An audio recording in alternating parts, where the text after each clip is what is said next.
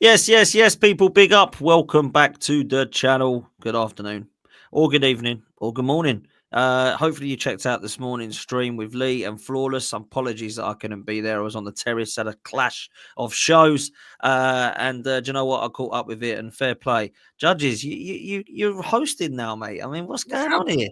Do a little bit of hosting, do it on my own as well, like you know what I mean. So listen, that new gadget we got makes it a lot easier, doesn't it? Like, you know what I Oh, mean? ain't it better than that? Otherwise, you've got to press loads of buttons, haven't you? Loads of buttons, just one button, one press button. Judges, they call me now. Didn't mess it up, like you know.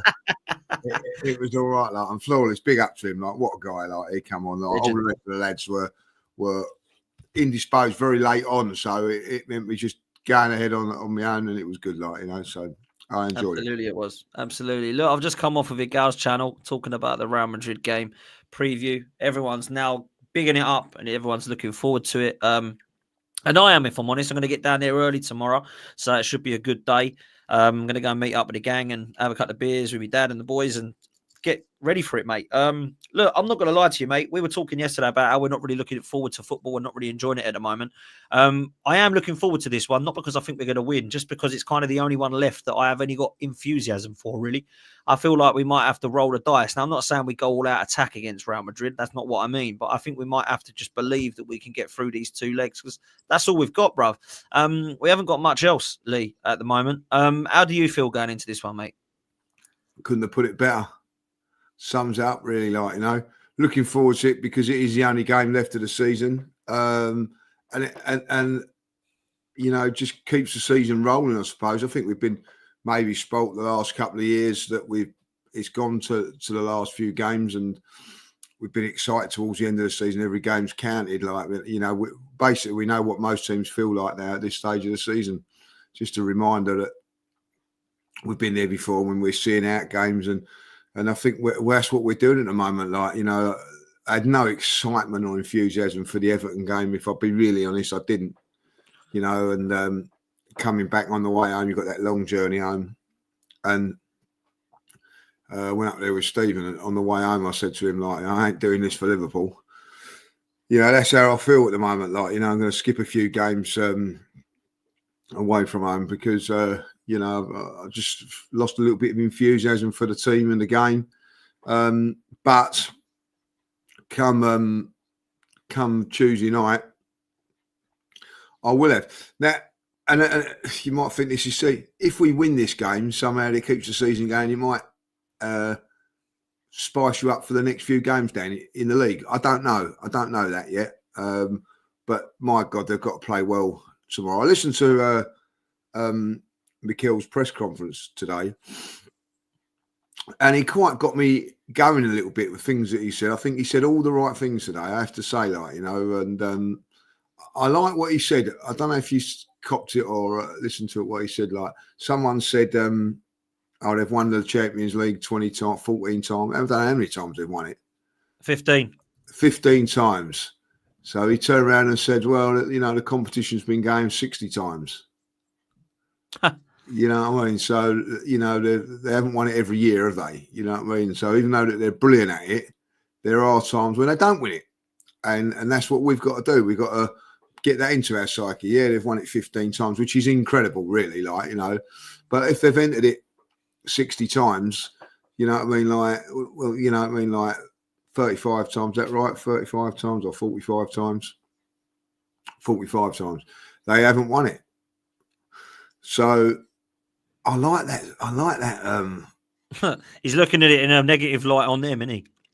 Yeah, I like I actually like that way of thinking. I thought that is a good way of mind looking games, isn't it? Mind games. Mind game, yeah. And I thought, you know, it certainly got me thinking and just play the game, you know, not the occasion. And I think that can happen in any game, you know, when you play like, you know, a big game like when we played ourselves, semi-finals, finals and that, you know, it's always said, you know, just play the game, not the moment. And I think that is, it relates in professional football as well. And at the end of it, Dan, you know, they're 11 players. They're the same. There's no difference in, you know, whatever way you want to look at it. yes, they're serial winners when it comes to this. I think, I don't know where they come in that league, but they've certainly, weren't in the top 8 or 9, and they ended up coming through it. So they've got pedigree, and they know how and everything like that. But at the end of the day, they are beatable. I see them get beat at the weekend. I watched that game, their highlights of it. The goalkeepers had an unbelievable game. And Raya's going to have to probably bring out a few magnificent saves, Dan, if we're going to get through this. On another day, they win that game quite comfortably, But it just shows you that they're human. Yeah, absolutely. Look, if I'm honest, I'm looking forward in a way to it, but I've got to be real with you. There's going to be an element of nerves when I get into the stadium. But I think nerves in a bit of a different way tomorrow night, Lee, because I don't know anybody who's predicting Arsenal to win. So that means that we can't have rival fans, as much as they'll laugh and banter us, being shocked that we've lost to Real Madrid, particularly when we've got players out. Now, I'm not saying they haven't got players out, because they've actually got 5 first-team players out as well. Yeah, Dani Ceballos has been playing for them, and he's been one of their best players this season. He's out. Yeah, Tchouameni is suspended. He's playing in their CDM, from what I've just heard from Sam, who's a Real Madrid fan. He's out. You've got Mendy at left back, who's out. Yeah, they've only just about got Courtois fit, and their backup goalkeeper's injured. So they've only got Courtois that's literally just coming back from an injury. They might have to play Valverde at right back again, because obviously Dani Carvajal's out, right? So there's 5 players, and Militao as well at the back. They're obviously playing Asensio as their backup defender. What that proves is that they can actually have some injuries here, and their squad is so much better than ours in terms of its depth, because they're going to have Modric, they're going to have Bellingham, they're going to have Camavinga. They've got obviously Valverde's playing at their right back. They've got Asensio's coming in. They've got left back will probably be Fran Garcia. Up top, of course, we know what Mbappe's about, Vinny Jr.'s about, Rodrigo's about. And I just find that as much as they're going to have some injuries, we have as well, and our injuries affect us more than it does them. Because if Gabriel was playing in this game, Saka was fully fit, and we had a centre forward, I'd give us a right good chance to have a good crack at it. I don't think we'll go through even with those fit, by the way, because that's how highly I rate Real Madrid. However, I'd give us more of a chance. So what do you make of that? Because we can't say we've got players out, because they've actually got more injuries than us, Real Madrid. Yeah, but they've got injuries, like we've got our best central defender out. The best probably central defender in Europe at this moment in time. They've got decent defenders out, but not wouldn't say that they're best. Dani Ceballos, disappointed about that. What's the matter with Danny? I was looking forward to seeing him again, yeah, I don't know what's happened with him. I think he's either got a knock or I think he's back for the second leg, someone said. Oh, right. Would you? So, that'd be good. What about then? Let's just try and turn it around a bit, we got Odegaard injured, right? Would you want Modric coming into your team? I think I probably would, because he's unbelievable. 39? Yeah, but he is unbelievable, and he's still. Yeah, he is. But they've got Camavinga. They got. Bellingham. I hope Modric is playing tomorrow. I hope he is, because I think as good as footballer he is, I think we can run over him. I really do. I don't know. That's not disrespect. Physicality wise, I think we've got him. Wow. I bet he don't play against us. All right. I bet he don't. Okay. I'd be very surprised if he does. Their front three is their front three. So, I think that's, if Arsenal had their best back 4 out, I think that may counter that. Listen, every team's got injuries at this stage of the season, Dan. I don't care whatever way you look at it, and it depends how you manage them. And I don't know Valencia fans how they feel about, Valencia fans. I don't feel how Real Madrid fans feel about Valencia beating them. It's sort of not handed the title to Barcelona, but they look back on that a little bit like we have done in the past and go, we've lost the game there. That's a big blow for them. I do think with Real Madrid, and I'm not as into the Spanish football as some people, and people love Real Madrid as their second team and all that. I get all of that, but what I have been watching, there's been a few little fractions of it ain't been going as well as what it should have been. You know what I mean? There's been, Ancelotti, who I think is a top class manager, has had to manage these very, very well this season. There've been a little bit of ill discipline in certain games, a little bit of petulance in others. Jude Bellingham being one of those where he's had to be reined in a little bit by the manager and all that. So it's not all sunshine and roses over there in Spain at this moment in time. In saying that, and I know it's different in the league and all that, I thought that they was ordinary against Liverpool earlier on in the season. Liverpool beat them quite comfortably. Now, I know you're going to come back with me, it's knockout stages now and it's a completely different thing, and I get that. Oh. But, we beat PSG very, very convincingly. It means nothing. So I totally get that. But I think that respect them, but don't fear them then. That's how I feel. I think like that, that's good. They're a good side, but I'm not thinking, we're going to get smashed by. We might well do get smashed by. I do not know. But for me, at this moment in time, I feel we've got a few weapons, and I say a few, that could hurt them. I think we could get the better of them in midfield if Martin Odegaard produces. If Declan Rice produces. Partey will produce because he's produced all season. I've got no doubt about that. Like, you know what I mean? I think he's been great. And I do think that set pieces, corners and all that, I don't think in Spain they're used to what they're going to get in this one. Now, don't get me wrong, they're still quality defenders, but I wouldn't be surprised if Arsenal nick a goal from a set piece tomorrow. I wouldn't be surprised. Yeah, look, we've got to be clinical at set pieces. And it's not just set pieces. We've also got to defend them well as well, because they're going to try, in my opinion, sit back. I think they're going to be happy for us to have the ball. They want to counter-attack us with their front three, in my opinion. So I think it will be quite interesting to see where we go. Let's look at what we think the team will be, Lee, because obviously we've had a discussion about it last night. Let's talk about it again. This is what I think we would like to see.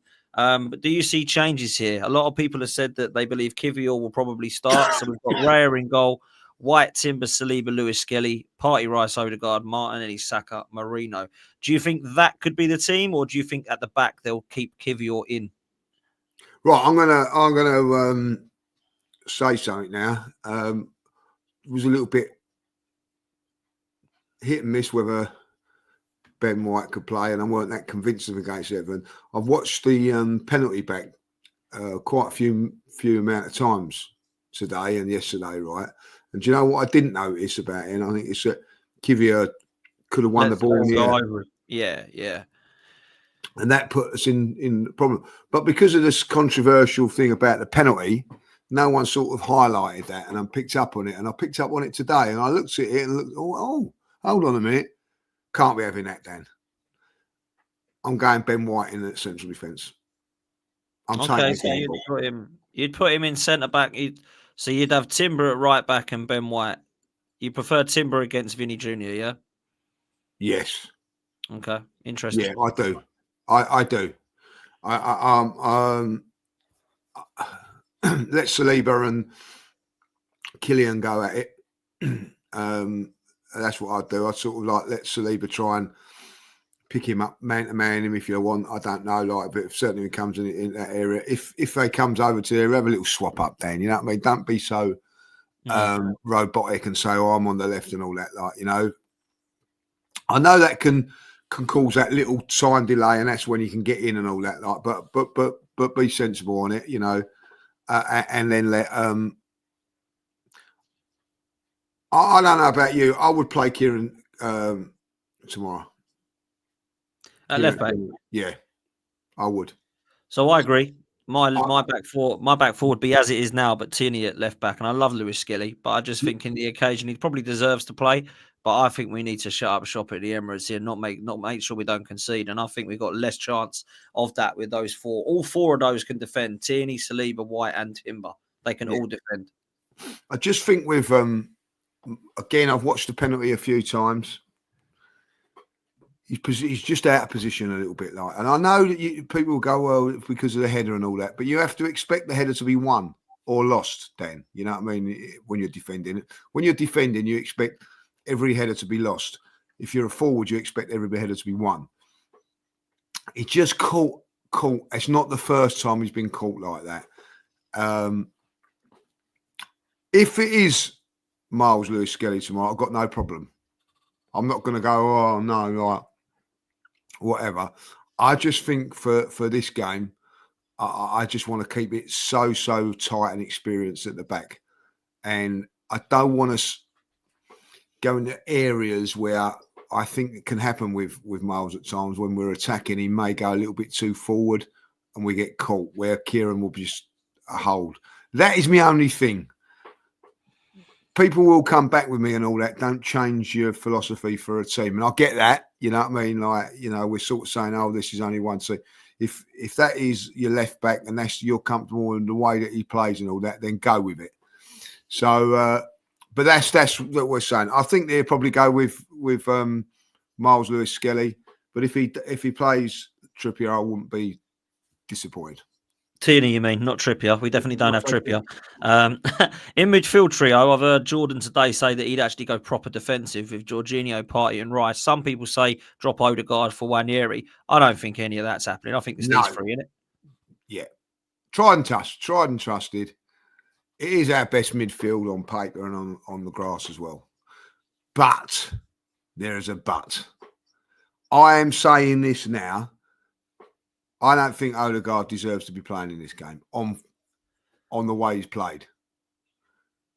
If you're going to go on past performances last season and, you know, he's our captain and all that, like, brilliant.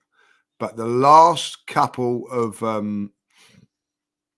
months, I think he's not really merited a place in the team. I agree. He's playing on credit in the bank. And I listen, do you know what? I get that. I understand it. And as a manager and a coach, we do it. Players do it. But when it comes to the big game, he has to perform. And 9 times out of 10, they do. And that's what has got to happen with Odegaard. He has to perform. And if he does, you have to say to the manager, well played and all that. If he doesn't, I think there could be criticism, and rightly so. This is the game where Odegaard has got to step up and be at his very, very best. Now, at his very, very best, Dan, there's not many better, and we know that. I said this yesterday, and his best performances, and Arsenal's best performances, to be fair, have been in Europe. Why is that? Because he's got a little bit more space, a little bit more stuff to do his thing. He's not been able to work out how to break low block teams down. He hasn't been able to do it. But these games here, teams are a little bit better and will come at you a little bit like. And you think they'll go in a bit of a low block as well, though, Madrid, in part of the game? I think they might. They might do, they might not. I don't think it's in the nature. I don't think it's in the nature of PSV. I don't think it's in the nature of any of these teams. You know, I look back at when Paris Saint-Germain came here, they went for it to a certain degree and all that. Like, you know, they're not just going to sit there and have no interest about scoring a goal. I don't think they might well do. I don't think that they will, though. And I think that could give Martin Odegaard a little bit of space. If they come in here and block and play like Everton and West Ham and teams like that, we're in trouble.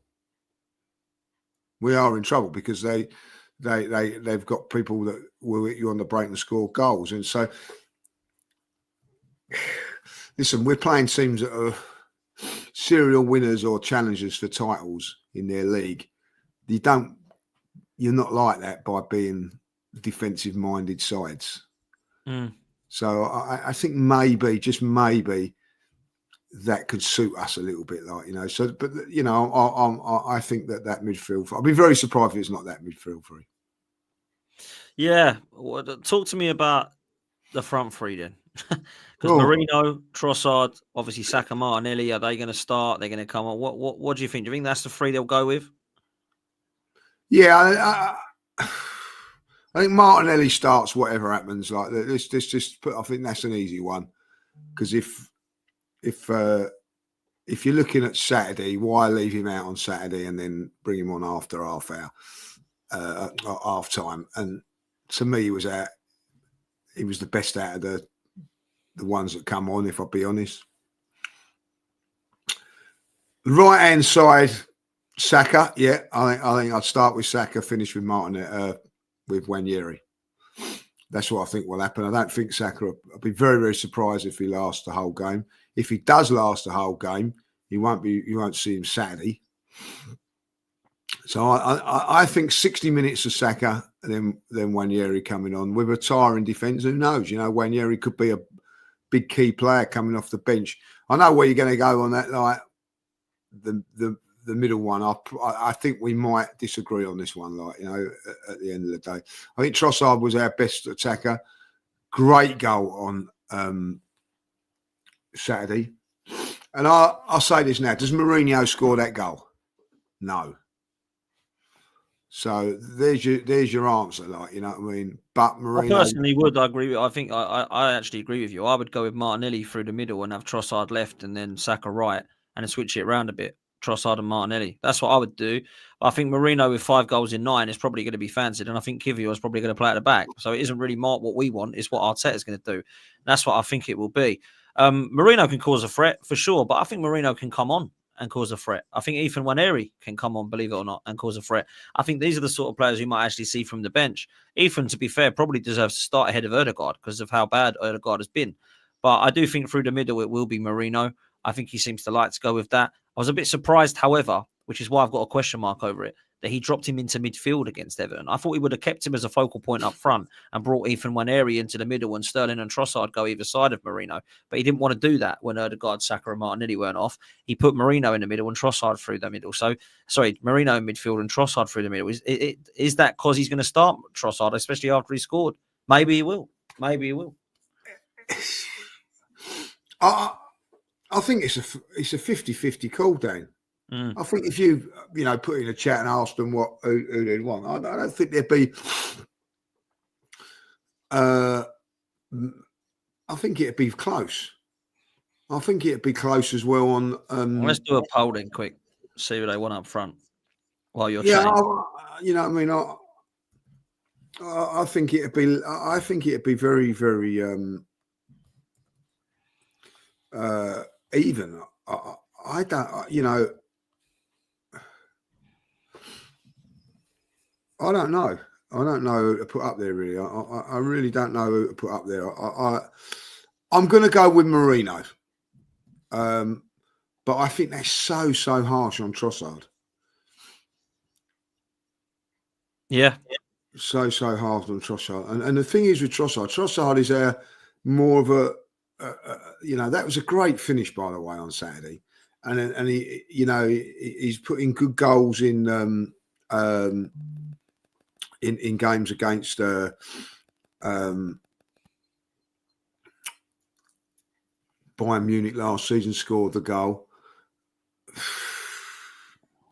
I'm going to put Trossard. I'll put Trossard. Well, let's see what the chat is saying. A few of you are voting now. We've got Mourinho, Trossard, Martinelli, and Nwaneri as the 4 options. At the moment, 9% would go with Ethan through the middle, 25% would go with Martinelli, 25% would go with Mourinho, and 42% of you would go with Trossard. So, yeah, Trossard's getting the nod at the moment as far as the chat's concerned. I appreciate that and think he probably is our best finisher. In the Champions League, Trossard is probably one of our better players as well. When you look at the big moments in the last few games you mentioned, Bayern Munich, obviously Porto, we've seen Trossard score goals. So maybe we go with him. Maybe that's what we do. Between Martinelli and Trossard at the moment. It is. It's very close, isn't it? I mean, not a lot of people going for Mourinho. Obviously, Ethan would be a massive risk, but Mourinho is the guy who has been playing and favoured. But at the moment, it's Martinelli now, just winning it, 37%. And this is why I think Trossard and Martinelli should interchange a bit, Lee. Do you know what I mean? Play them both, and then you look at Martinelli go through the middle for a bit, and then Trossard comes through the middle for a bit. Do you see what I mean? Yeah, that's why I went with it in the end. You know what I mean? I went with... listen, if you put in Trossard, you're basically saying you want them to... Or Martinelli, you're not saying them directly down there, are you? No. If you're saying Trossard, you're saying Trossard. What I'm saying is that I've put Trossard, but can move to the left and Martinelli down in the middle. I know that's a bit fear. I think that you'll be doing that with Martinelli as well. Like, you know what I mean? Listen, at the end of it, as we're saying, it's only been going 2 minutes and it's level. Marino's up there as well. It ain't like that's close, isn't it? So, which we all predicted. I think that it is close. I don't think there's a right and wrong answer. It's a 50-50 call on this, like, you know. I think if you are voting, you've either got to say, right, Trossard stays up there all in the middle, or Martinelli does. Not like what I think, or you go Marino. Do you know what I mean? Like, so yeah. It's a real.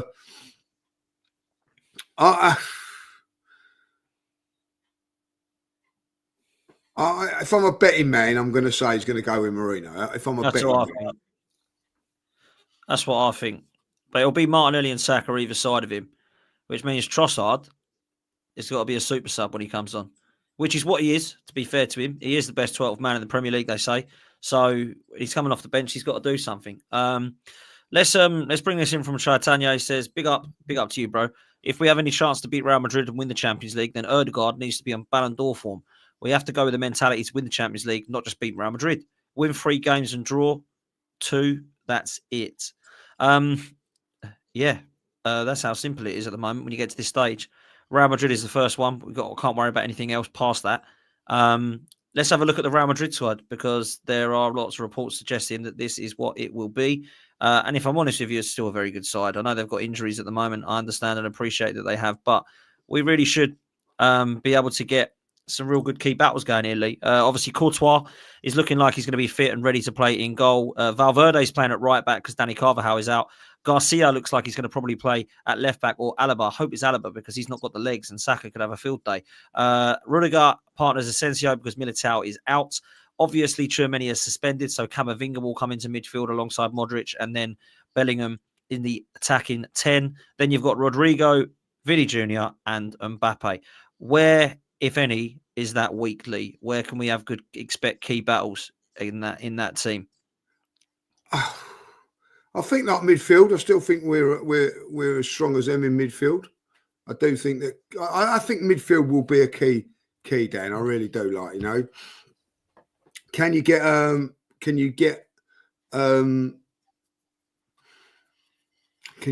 back four? It's not one that I would. I think we can. I look there. I think the key battles for me there are Saka versus Garcia. If it's Garcia or Alaba, whoever the left back is, Saka definitely. I think the other is in midfield. What can we do with the balance? Because Chaitanya's right in that super chat. Ødegaard needs a good game. Yeah, Ødegaard against Modric. Can he get in behind him? Bellingham's obviously there. Camavinga as well. Can Ødegaard control that midfield and be the guy? That's what we need to see. So if he's there, fair play. I just think when you look at it, right, bruv, there ain't much else. I fancy their front three against any defence, not just ours, right? Mbappe's unreal. Bellingham behind them, unbelievable. But when you look at it, there's Garcia that we can get at, and maybe, just maybe, we can try and win that midfield battle, but that's going to be very, very hard. They are better than us, mate. They are. I'm not denying they're not. We just got to see where we're at with this one, haven't we? Big up to Igal for the raid, by the way. Absolute legend. Thank you so much, mate, for sending everyone over here. Big up to everyone. Make sure you hit the like button. Make sure you subscribe as well. Lee. Battles tomorrow. I mean, who needs a good game from Arsenal's point of view? Well, I'm saying it now. If Arsenal are to win this game, and that's just this game, just this, you know, we're just talking this one game, then my key player is Ødegaard. He has to play well. He has to play well. And not just well, he has to be at his very, very best. And I thought we had an outstanding game against PSV over there at the 7-1. I know you said you didn't think it was great first half, but the second half made up for it. Yeah. But I thought it was good all game round. But you know, excellent. We win 7-1. Now, I know this is a different team that we're playing, but he was outstanding. Some of the passes that he done in that game, the Calafiori one, it wasn't just that, you know, he got on the end of things. He has to do that tomorrow, you know. Madrid have got injuries. They've got players out. You know, they've got players in there that are not playing regular. You know, so they can, you know, they're at Real Madrid for a reason. Don't get me wrong, we know that, like, but you know, as you said, Danny Ceballos has been playing very, very well for them, but he's not their regular starter. No. So when everybody's fit, he don't play. But like when he's been fit, and he has been, as you said, he's been playing very, very well. That doesn't mean to say when Danny Ceballos plays that they're not a bad side. You know what I mean? They're still a good side because he's a good player. So the players that have got coming in there are going to be good. Listen, if Modric plays, you've still got quality and things that is going to cause us a few problems. But what I'm saying is there's times if we get the ball, Declan Rice, if Declan Rice runs past him, he ain't stopping him. That's what I'm saying, Dan. You know what I mean? If Declan Rice runs past Jorginho, if in training, Jorginho's not stopping him. You know, like Odegaard, full flight, he's not going to stop him, like, you know. So that'd be an interesting thing. You know, Jorginho, I think, is a fantastic footballer, but he just hasn't got the power and the legs no more, like, you know, and that will be there with Modric. Modric's going to go and have a blind up and prove me wrong. But you know that, you know what I'm saying when I say that. So I do think that there's ways you can get at them, like, you know. Listen, Bellingham's an outstanding player, you know what I mean, but can Declan Rice nullify him? Yes, he can. You know what I mean? Like, can Bellingham nullify Declan Rice? Yes, he can. I'll take that now. I'll take that, them two nullifying each other and them out of the equation, like, you know what I mean? And that's what we've got to do in other areas. Can Thomas Partey stop somebody there? And then, like, maybe it's a Saka or a Martinelli that win us this game. You know, that's how I look at it. But that midfield, we have got to win it or not lose that battle. We have to come out on top. We are home. There's got to be areas of the pitch, Dan, that we win. We must win areas of the pitch. Otherwise, we're not going to win the game of football. It don't happen. So up front, we've got to scare their players with skill and pace, which Martin. So, you know, you're looking at Martinelli and Saka to do that, and our midfield to win that battle. And if we win that battle, what can you do? That cuts the supply to the likes of, you know, like when you look back at Haaland can run over everybody, but he didn't at the Emirates. Why? Because he didn't get the supply, didn't get the ammunition. So we've got to stop that happening. Now, people will turn around and go, oh, in fact, he's a better player because he can come deep and everything like that. Yes, he can. We'll let him come deep. I'd rather have him coming into our area instead of him being on the edge of our box. So, like, yeah, let him do that. You know, we don't want him if he starts coming into midfield, collecting the ball, going out wide to collect the ball, we're doing our jobs. You know, so that's what we've got to try and do, like try and nullify, you know what I mean, like those things there. I don't think that if you, how can I say, it'd be really interesting if he gets into certain areas of the field one-on-one. I think we're in trouble. I don't know if Saliba, as good as he is, can handle that. Like, you know, so we've got to make sure that we don't get isolated by their players. You know, when Vinicius Junior gets the ball, or whatever, like, you know, that's why I'm going. I don't know who we're going to go there. If he does, he presumably plays on the right, but he can play on the left as well. He's one of those that drifts. Yeah, you know what I mean, wherever he goes. If it's Ben White or it's Timberlake, hit him hard. I'm one of these players, or when I watch him, he's one of those players that he loves all the thing. When he gets a little bit of argy-bargy against him, he don't like it. He throws his toys out and all that. Good. Throw your toys up in the air. Let's see him come out your pram. Bang, wallop, hit him. We hit him hard. And you know, make it uncomfortable night as we possibly can for those three up top. Well, there's going to be plastic bags on the seats again. There's going to be an atmosphere, a light show, and some new banners apparently tomorrow, I've just heard. So they're going to try and do the atmosphere thing at the Emirates.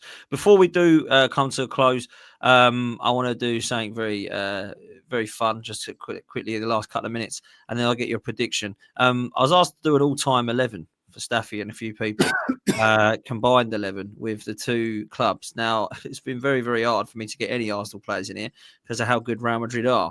But what do you think of this, judges? I've put Vieira and Henry in. I've got Casillas in goal, Danny Carvajal and Marcelo at fullbacks. I mean, they've won I think they won about 6 Champions Leagues, each of them. Fernando Hierro, 600 games for Real Madrid, 127 goals from CDM and centre-back. Sergio Ramos, 3 Champions Leagues in a row. How many La Ligas he got? Luka Modric, Ballon d'Or winner. Zinedine Zidane, one of the best players I've ever seen. Patrick Vieira, I've got to get him in there. Gareth Bale and Ronaldo. I think Bale was one of the most underrated. I know he was Tottenham and we hate putting him in, but it was incredible what he did at Real Madrid in the last sort of decade. And you got Ronaldo, best player, one of the best players ever. And Thierry Henry, I have put him ahead of Benzema and Raul and R9. Yes, I have. Because I have to. What are you telling me, Lee? What's that look like? I'd have to get Henry in it as a wide left player, but Bale was unbelievable. So maybe Bale go on to the right. I think you've got to get Ronaldo in as well somewhere along the line. Zidane definitely, Vieira definitely. I think I'm going to push it. I'm going to push Ashley Cole. Yeah, I did think about Ashley Cole. I do think at one stage, even when he was at Arsenal, I think he was the best in the world. I do think that, consistent goal, yeah, I can't argue that. Like Ramos, yeah, listen, there's some players you've left out there that are incredible for Real Madrid. Like Real, what a player he was. Unreal. Unreal. I don't think he ever won the Champions League, though. I'm not sure. I think he might have. He's one of the highest scorers in the Champions League, weren't he? Yeah, Raul? I don't think he R9 as well. But R9 for me, Barcelona and Inter Milan, he was better. Real Madrid, he was really good. But I looked ahead and I thought Benzema and Henry are the two that will probably put ahead of him. In terms of an all-round player, R9 would have walked it if you were talking about the Brazilian Ronaldo that we looked at and loved him in Figo, Beckham. You can look at Claude Makelele, who is outstanding. Casemiro, outstanding. Who you got in there at left back? Can't see it. Marcelo. You haven't got not Roberto Carlos. Roberto Carlos is a great shout. How did I not put him in? Roberto Carlos, I should have put him in. Yeah, I should have put Roberto Carlos in, man. Didn't even think about that. I think he mixed it over Ashley Cole, if I'll be honest. Yeah, I'm putting them in, man. It's got to be Roberto Carlos. I can't believe I forgot about him, man. I can't believe I forgot about him, man. It's got to be. He's probably one of the best ever. Yeah, man. Cool. So I don't know. I can't believe I put Marcelo. I think it's because of what Marcelo had done in the Champions League. Maybe I was thinking that, but yeah, it's got to be Carlos, man. 100%. Oh, Championship leagues. I'm putting that out there, right? That Real did not win a Champions League. I might be wrong on that, but I think that that he won some titles and all that. But I don't think he won a Champions League. I might be wrong on that. If I was playing Who Wants to Be a Millionaire and they put no, he did. He won 3 Champions Leagues. It says here. Championship leagues. That says. No, I've just googled it. He's won 6 La Ligas, as in championships, 3 Champions Leagues, and 4 Super Cup. 1 Super Cup, 2 Intercontinental Cups, and 4 Supercopa de España titles. Do you know what he didn't win then? I'll tell you what he didn't win. I'll take that back. I've got that wrong. I know what he didn't win. He didn't win nothing with Spain. Okay. I bet if you look at Spain, he never won. He was in an era where they didn't win it.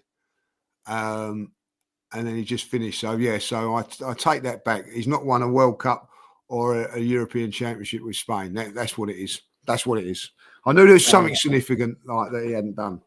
And that's what he ain't done.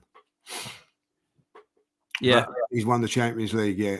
So he's won pretty much everything else. He won everything else, but not at international level. I think he was just in that era where they was just starting to win it things and he was coming to the end, So yeah. Fair play, bit of fun. I was asked to do that. I can't believe I forgot Roberto Carlos. So that's listen. It's hard though, isn't it? It's really tough, isn't it? You forget people, you forget players, but yeah, it's difficult. I can't put Henry Vieira, maybe Ashley Cole. I thought about centre half. I can't put Adams and Campbell ahead of them two. No. Do you remember Guti? Oh, what a player he was! I love Guti. Yeah, left foot, what a player he was. You know what I mean? Yeah, they've had wonderful players like they have, man. They have, man. They really have. But anyway, look, we go into it with as much confidence as we can. Let's get your predictions to close, Lee. I'm going to say Arsenal are going to win it 2-1. Interesting. I went 1-1 when Gabriel was fit. I'm going to go 2-1 Madrid now that he's not. I just think defensively we might miss out. And I hope I'm wrong, and I hope that you're right, mate. It would be unbelievable if we win. It's probably the biggest game at the Emirates in a long time, probably since Barcelona at the Nou Camp, where we beat them with Arshavin, I'd say. It's probably one of those games again. Last time we played in Madrid, home and away, 0-0 at Highbury, 1-0 at the Bernabeu, Thierry Henry, but we didn't have a world-class manager now. We don't have a Thierry Henry now. Or do we have someone that can make an absolute name for himself? Let's hope so. Big up to every single one of you. Thanks for the super chats. Thanks for your comments. Really appreciate it. Great to see you all here as well. Me and Lee will be there tomorrow night. We'll probably be doing lots of stuff, lots of content after the game, fan cams, and all sorts. We'll do another couple of bits and pieces as well. And we will see you for the rest of the week as we look towards the second leg and hope that we're not out of the first leg already. So that's what we'll do. But Lee, I'll let you say goodbye and we'll see you next time. Listen, having a very, very enjoyable night. And listen, if you're going to the game tomorrow, get there early, sing out loud. Let's be the atmosphere. Let's be the 12th man and really make it an atmosphere. If you're unfortunate and not going to the game, shout from on the telly. Make sure you're heard. Enjoy the game. And Ronnie, good luck against Frankfurt.